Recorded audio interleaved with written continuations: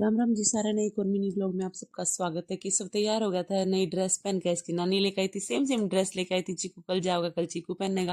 और चीकू तैयार हो गया था। चीकू उदास हो रहा था कि मत जावे। मम्मी भी क्या होती मत जावे, बोला मैं तो जाऊंगा।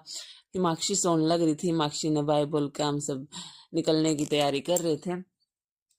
उसके बाद निया बोली रुक जा, मखाना बे जान दे आज तो मैंने चैन। सब तो पहला गाड़ी में जाके बैठ गया, बोला मम्मा चलो चलो। और केसव तो इसकी नानी ने कहा बार बार रुक जा, नु कहना मैं तो ना रुकू। मैं कहा बेटा तू यहीं रुक जा। हमने गाड़ी में बिठाया को ना रोन लग गया। फिर दोनों बच्चों ने गाड़ी में बिठा के हम निकल दिए। अरे बैठते गाड़ी में सो जावे, ये सो गया आराम से। और हम कटराई हुए आते हुए। मौसम देखो कितना गर्मी हो रही है, कितना बिल्कुल बारिश का मौसम हो रहा था, स्त्रिया का मौसम था। फिर हम पहुंच गए गोहाना।